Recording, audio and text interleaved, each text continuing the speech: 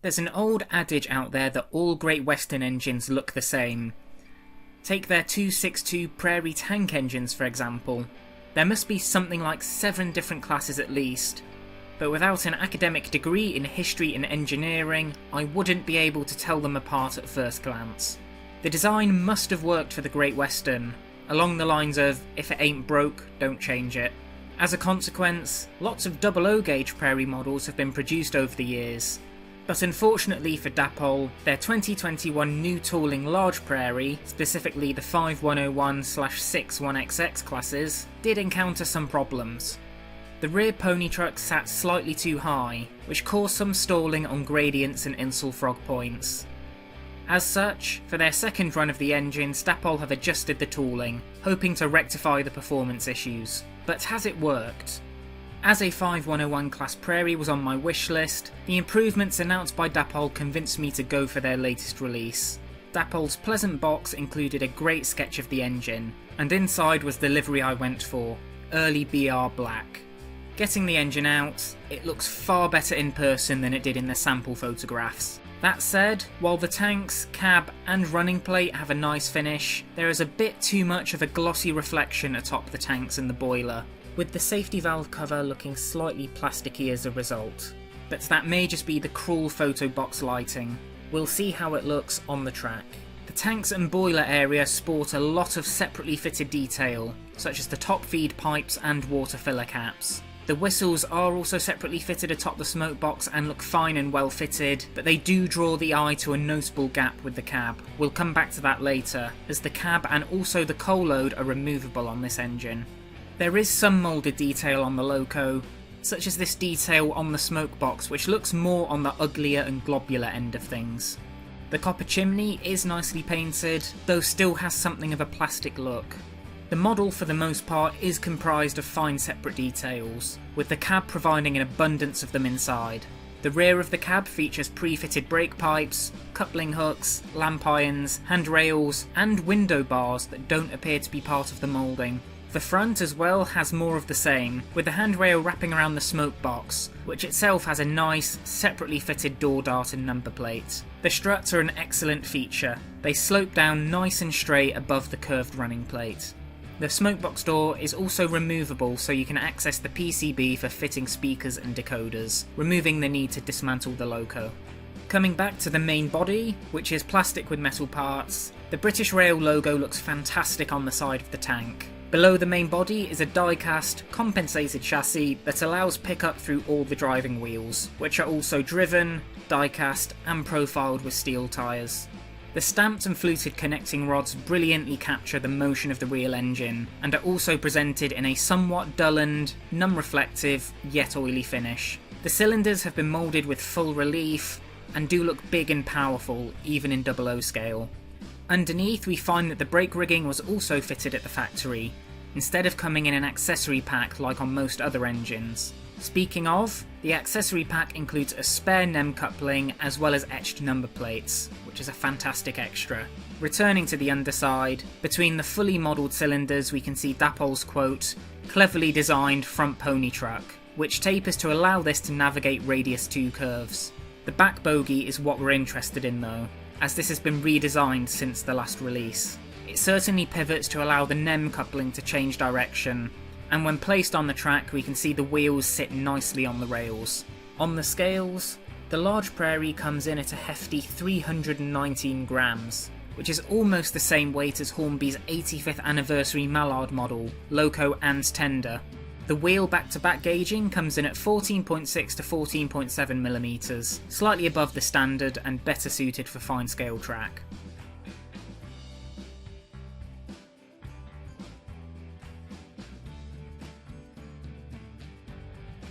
Overall, we have a fantastically executed engine here that, despite some minor finish and moulding quibbles, is shaping up to be rather impressive. We've seen this before from Dapol, so it all comes down to whether those revisions resolve the performance issues faced by the first batch. Let's get it on the track and find out. On the first run out of the box, the powerful and smooth 5-pole motor runs effectively in forward and reverse. The engine's pace seems reasonable without taking the controller above 40%.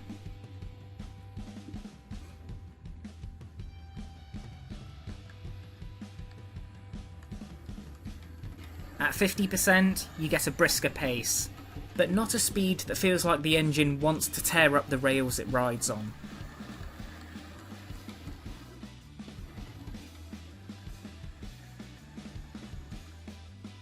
Now I've run it in, let's try the engine over some Insel Frog Point work. It stopped dead. That's not a good start. Let's try that again.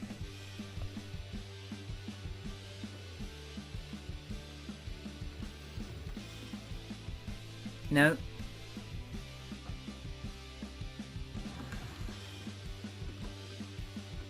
Third time lucky, maybe?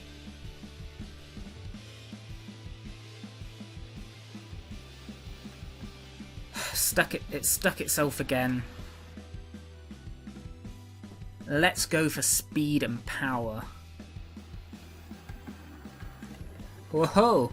It's made it! This is getting annoying now. It went round the loop fine when I ran it in. So, it's not good over the Insel Frog Points at slow speeds.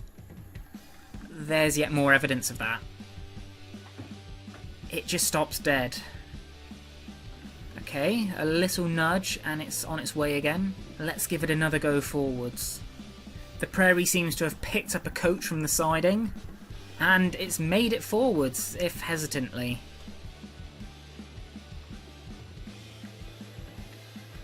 But not backwards. With its all-wheel pickup and drive, I don't see why it's doing that. All my other engines work fine, unless that rear bogie is still an issue. That was better. And also better backwards. Speed must be the key.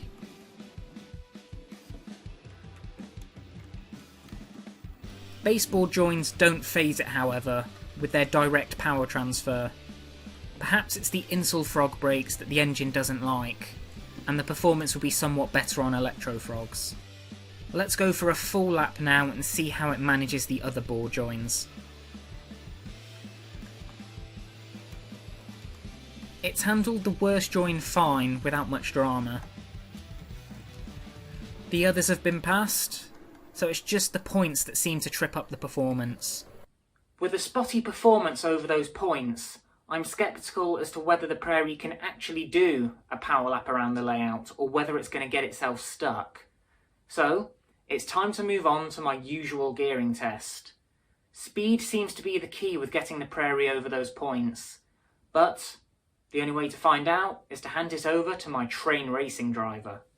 Some say that he once tried to roast a Christmas turkey in Mallard's firebox, and that he once drove the Polar Express to Antarctica. All we know is he's called the Grunt. To get the Grunt in the cab, it was necessary to try the cab removal. For this, you need to remove the coal load,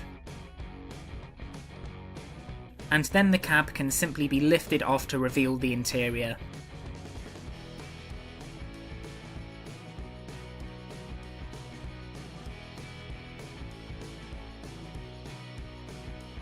This makes it easy for installing and removing crew as you wish.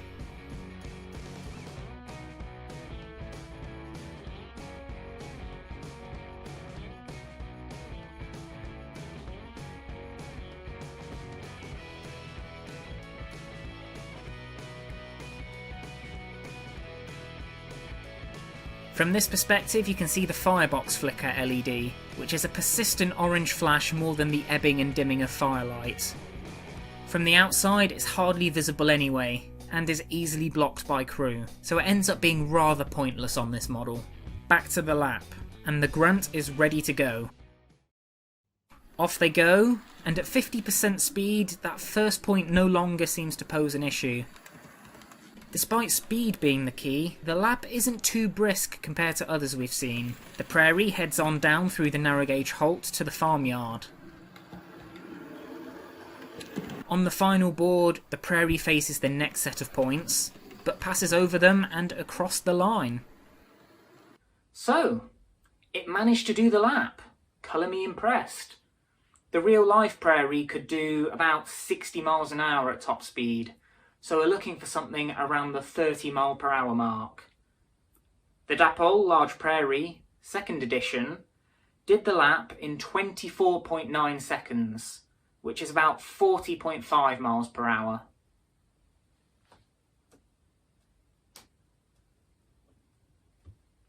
That's slightly faster than it should be, but not too far off.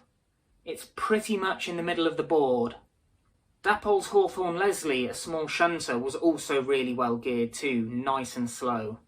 So if nothing else, Dapol are proving themselves consistent in scaling the speed of their engines. Now to test the couplings and that new rear pony truck. For this, I've decided to run the engine bunker first around the loop, with an egg van and that BR Mark 1 coach it picked up earlier.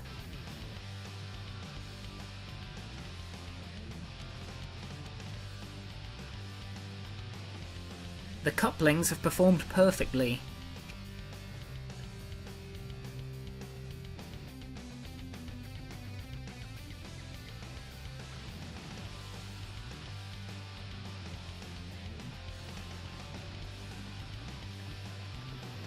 Strangely, the engine seems to be performing better over the points in reverse.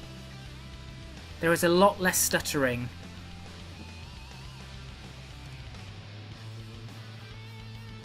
Though despite all the running, the performance forward hasn't changed.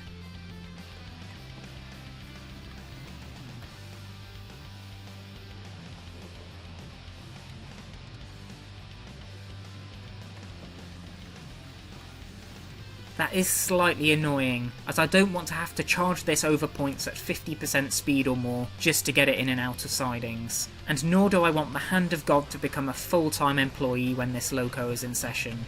Oh well, for the moment it's running brilliantly in reverse.